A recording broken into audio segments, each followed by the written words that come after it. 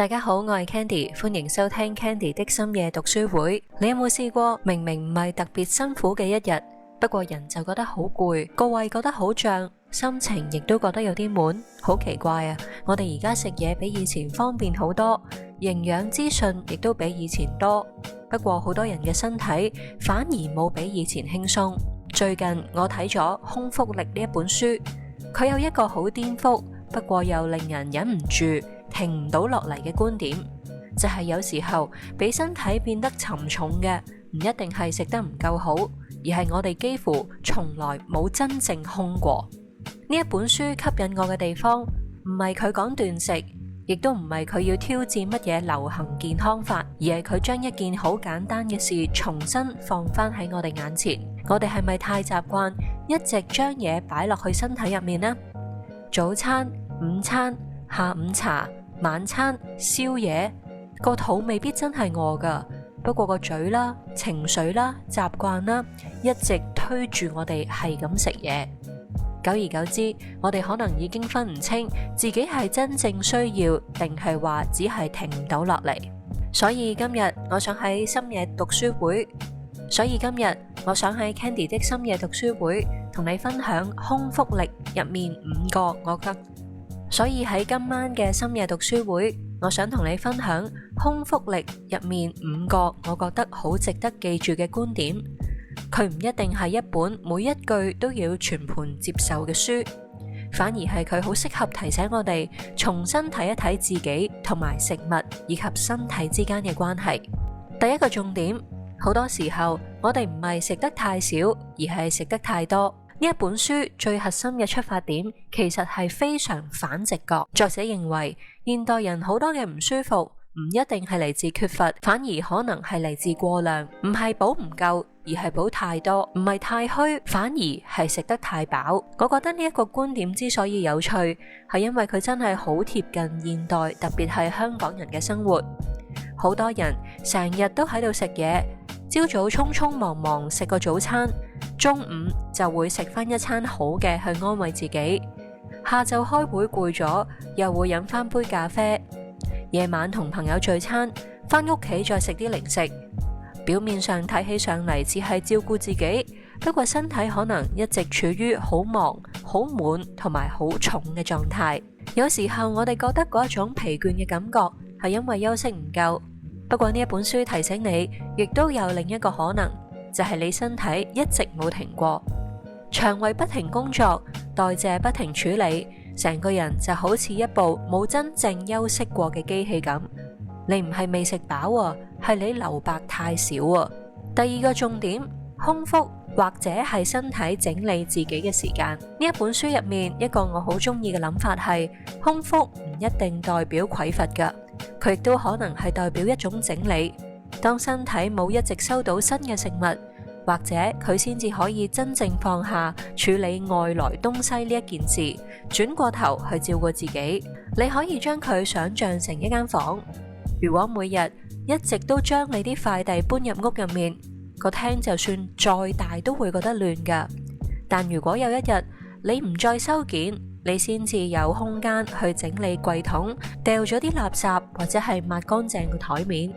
呢一本書想講嘅就有少少似係呢一個感覺。身體唔係一個永遠只能夠向內加嘢嘅容器，佢亦都需要時間將入面重新整理好。呢一個亦都係點解好多人病或者攰嘅時候會突然冇咩胃口。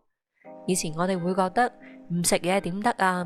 但呢一本書會向你提供另一個角度，就係或者有一刻身體只係想將力氣留翻俾修復，而唔係消化。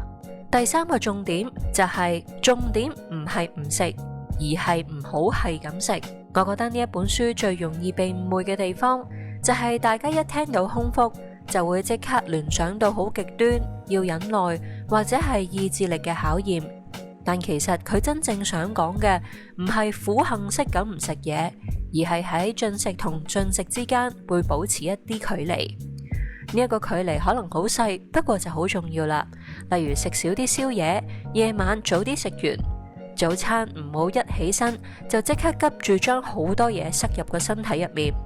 呢一啲做法睇落去一啲都唔戲劇化㗎，不過佢哋嘅共通點就係俾身體知道而家唔係永遠都係接收緊食物嘅狀態。我覺得呢一件事都好適合喺現代嘅都市生活，因為我哋嘅問題好多時候唔係食唔到，而係太容易食到啊！去便利店啦、外賣平台啦、手搖鋪頭啦、零食櫃，全部都喺你身邊，所以食嘢就變得好方便，亦都變得好唔自覺。呢一本書某程度上就係提醒咗我哋將食重新變返做一件有節奏嘅事。第四個重點，當身體輕一啲，人亦都會比較清醒。呢一本書唔係單純從瘦身嘅角度去講空腹，我反而覺得佢更加在意嘅係一個人變輕嘅感覺。呢一個唔係體重計上面嘅數字，而係嗰種朝早醒咗之後覺得冇咁渾濁，下晝冇咁昏沉，個胃冇咁脹，情緒冇咁混沌嘅狀態。呢一種感覺其實好多人都會明㗎，就好似食完 lunch 食得太飽，成個下晝都會覺得個腦好似塞住晒啲棉花咁，咩都慢半拍。但如果嗰一餐食到啱啱好，唔會太飽，個人就會清爽好多啦。差別唔淨係胃口，而係成個人嘅節奏。所以我覺得《空腹力》呢一本書真正打動人嘅地方，唔係佢話可以瘦，而係佢係問緊一個更加深嘅問題，就係你而家嘅生活方式究竟係令你變得更加有精神，定係話越嚟越重呢？呢一個重唔一定係指身形，亦都有可能係講精神、專注力，甚至係情緒。第五個重點就係留白，可能比填滿更加難，不過亦都更加重要。睇完呢一本書，我自己最有感覺嘅唔係任何嘅飲食技巧，而係一種生活上嘅隱喻。原來我哋唔單止喺飲食習慣上面慣咗去填滿，而係喺好多事情上面都係攰咗就想補，空咗就想繼續食，焦慮就好似想捉住啲嘢。好似我哋只要不停加嘢，我哋就會覺得安心。但空腹力呢一本書提出嘅咁啱就係相反嘅方向。佢講有啲時候唔係再做多啲，再食多啲，再補多啲，而係先停一停，等身體安靜一啲，俾腸胃休息一下，先唔好咁急住回應每一個想食嘅瞬間。我覺得呢一本書最溫柔嘅地方就係佢冇批評邊一個食得多，亦都唔係製造焦慮，而係提醒我哋有時候空唔等於失去，空先至係俾真正重要嘅嘢有機會浮出嚟。當你唔再一直喺個身體入面塞嘢，身體先至有可能慢慢有空間回歸翻自己嘅節奏。所以如果要用一句好簡單嘅說話去形容空腹力呢本書，我會話呢本係一本邀請你重新理解空嘅書。佢想講嘅唔係捱餓，而係節奏；唔係克制痛苦，而係俾身體有一啲呼吸嘅位置。睇完之後，我冇覺得佢係叫人即刻去改變飲食習慣，反而似係一個提醒。下次當你好想又好快咁將自己填滿嘅時候，或者可以先停一停，問一句：我而家係真正需要啊，定係話太習慣唔俾自己空住呢？我係 Candy，多謝你今日同我一齊收聽呢一本書，下次再見。